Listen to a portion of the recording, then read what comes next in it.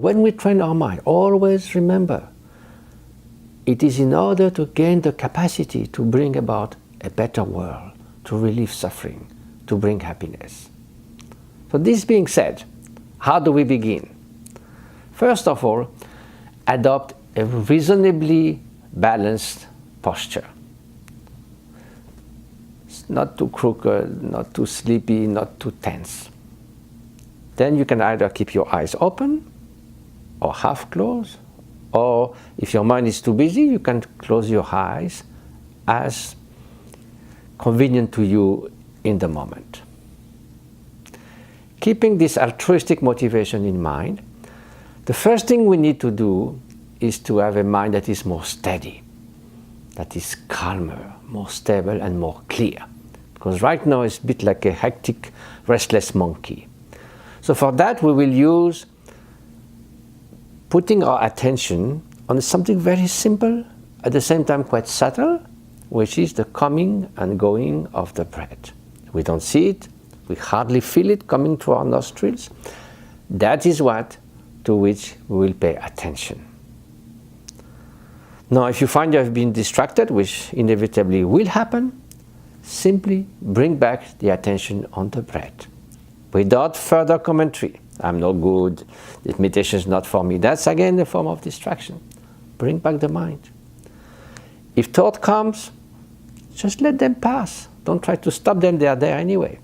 Let them pass like a bird passing through the sky without leaving trace. If the inspiring and expiring become slower, just notice it. If it accelerates, notice it. Don't interfere with it.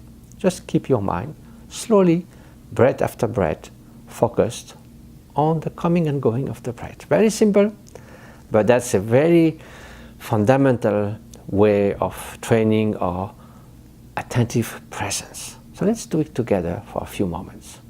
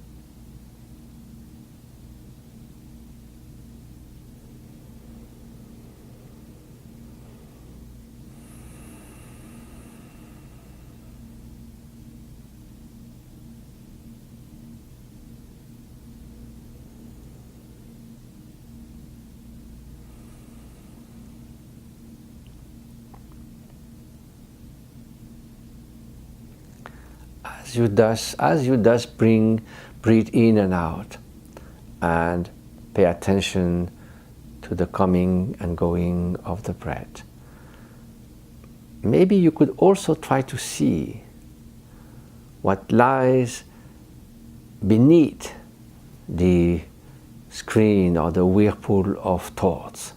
Some kind of clear awareness, the freshness of the present moment. That is, awareness is always at the source of every thought, recollection, memory, imagination, that luminous quality of the mind, that is simplicity of the mind. Aware, simple, clear, vivid, and not so much encumbered with a lot of mental construct.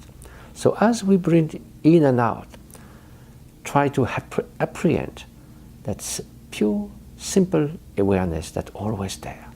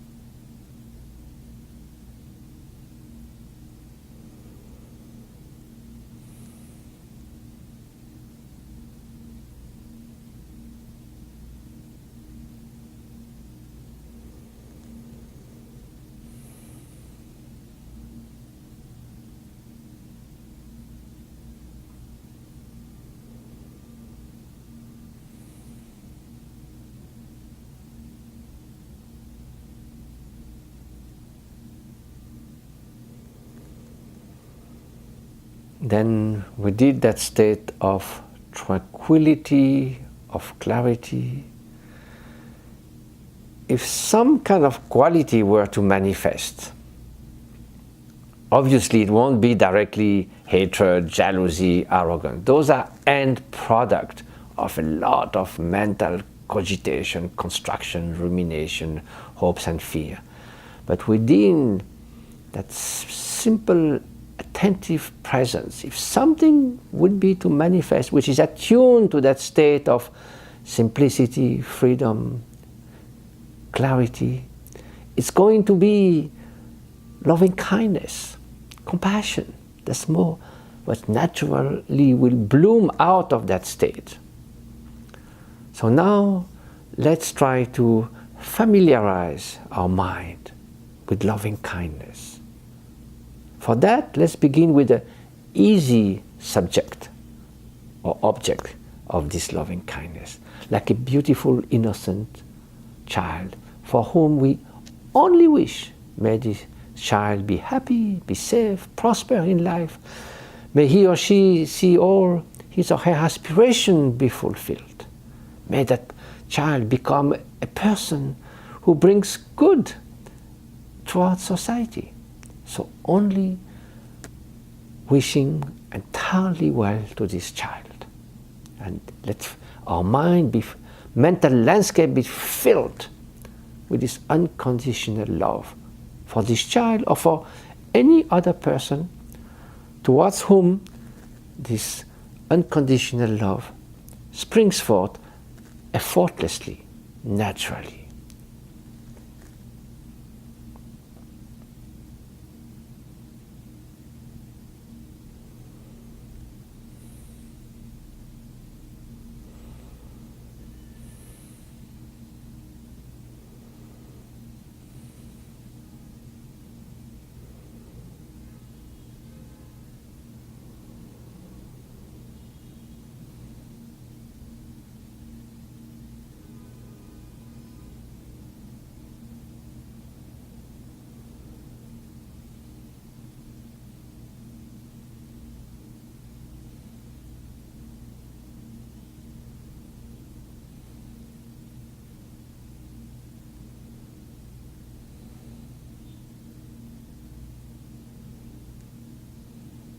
Then try to extend that. Why only that child? Why not other children? Why stop to children? 12 years old? No. Expand to many other beings. First, those who are close to you, who did you well, did well towards you. Then to strangers. And then to all sentient beings, including animals, of course. They are sentient beings, they don't want to suffer, they want to live a happy life somehow. So just extend the circle of that loving kindness.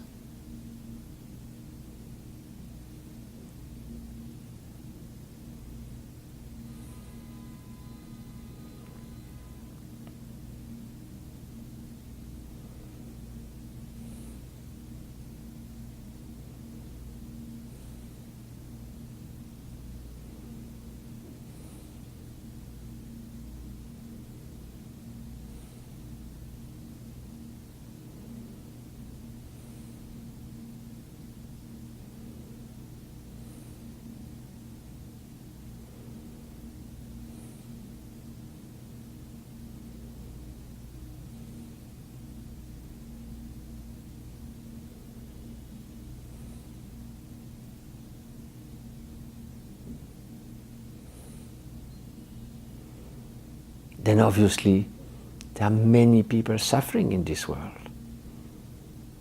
So when altruistic love is alerted by empathy, the sort of affective resonance that tell you this person is suffering, this animal is suffering.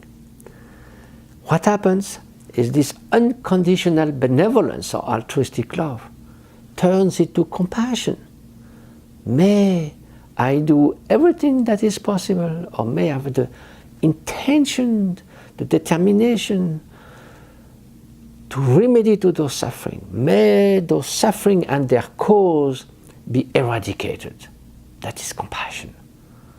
So now you can bring about the infinite suffering of the beings and completely fill them with love and compassion. May the root of this suffering be eliminated. That's powerful, courageous intention. Now, this is how you can fill your mind with compassion, and this is how we train in compassion. This is the meditation on compassion.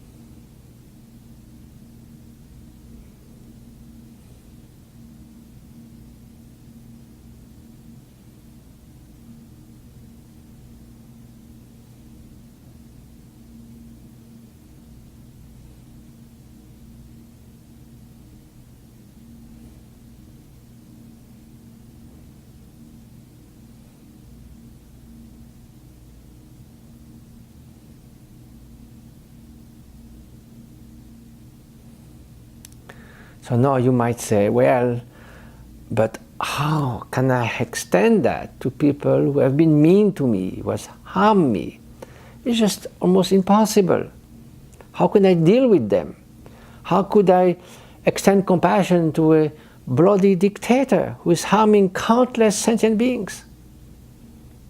But remember, compassion is not a moral judgment. Of course, we can do moral judgment. Compassion is not excusing, condoning this very harmful behavior. It's not minimizing the suffering that has been inflicted. Compassion is about uprooting the causes of suffering, whatever they are, wherever they are. And obviously, a harmful person, a bloody dictator, is an immense cause of suffering. So that cause is clearly an object of our compassion. That is, may the hatred, may the cruelty, may the indifference, may the greed that have brought about those harmful actions, may that be eradicated.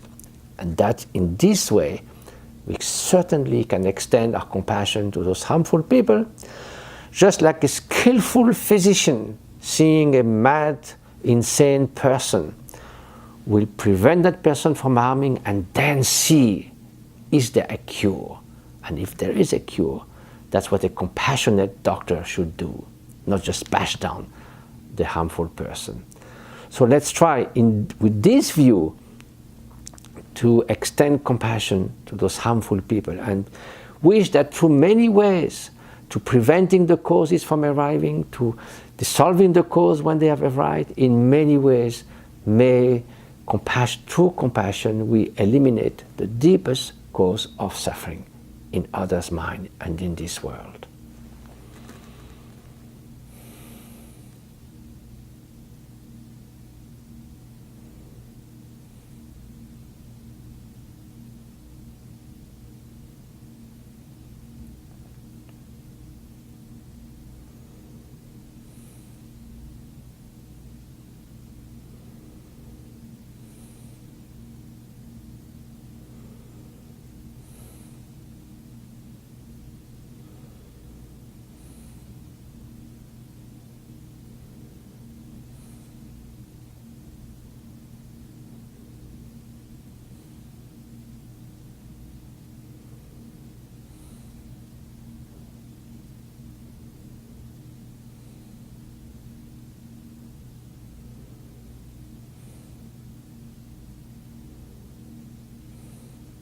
Now, if we feel a little bit discouraged by the magnitude of suffering all over. Let's turn to celebrating, rejoicing the good deeds, the qualities, the achievement that so many people have come to. People who work for peace, people who alleviate suffering all over the world, people who dedicate themselves to others, people who have brought about breakthroughs in science, in medicine, in all kinds of fields that are meant to relieve suffering. Let's rejoice from our heart. And this is a very uplifting and altruistic way to celebrate the good deeds of others. And this is also for us a source of inspiration and accruing our enthusiasm to continue ourselves to engage in beneficial activities. So let's celebrate with joy others' qualities.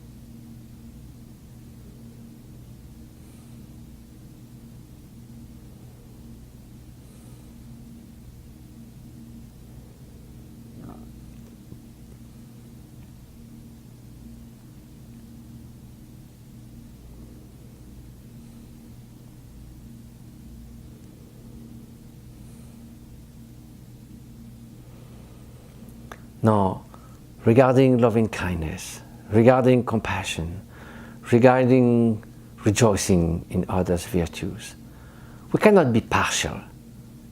Only extend altruistic love to our close circles of friends and relatives. Only to those who treat us well. Of course, this is so limited.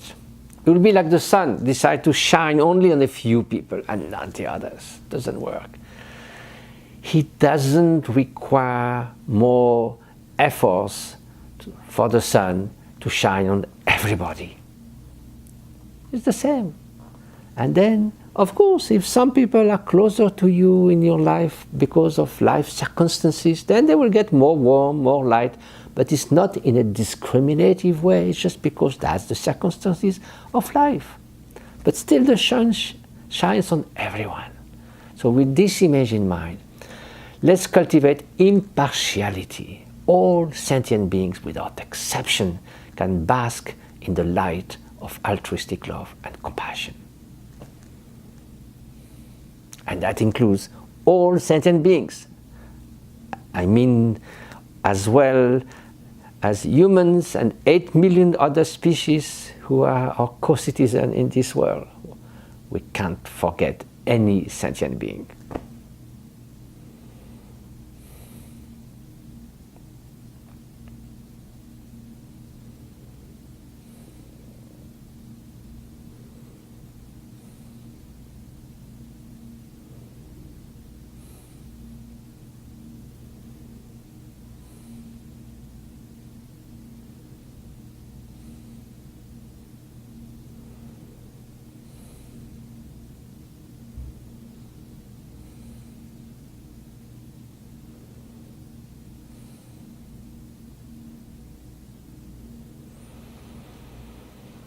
So, at the end of a session of meditation, first we might rest a little bit in the simplicity of mind again, without too many concepts, without bringing too many ideas in the mind. Rest in that clear simplicity of the mind for a few moments.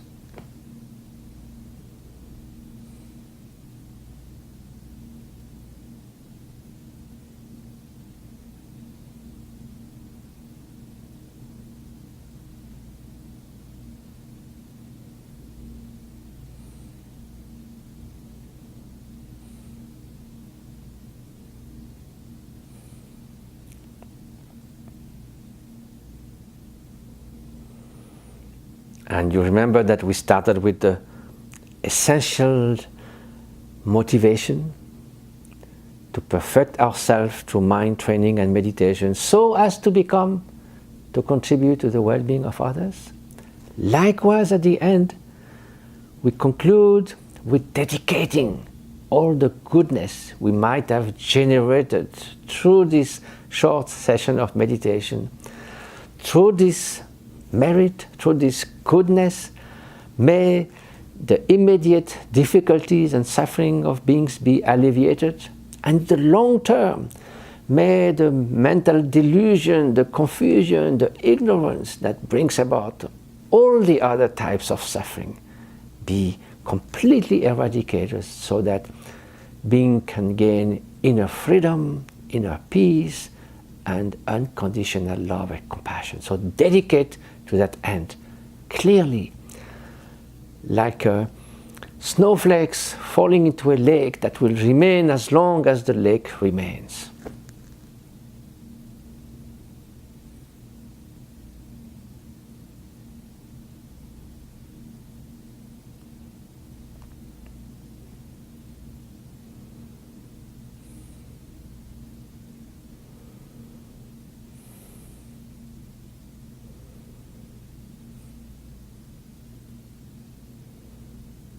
So thank you. Just a little further piece of advice. It says in the teachings that it is better to engage in short but repeated sessions of meditation regularly, day after day, rather than from time to time spending 10 hours with intense effort and then living many days without doing anything. Change has to come to regular training, regular exposure, and modern science will tell you that's also how, through neuroplasticity, the brain will change with regular, repeated training.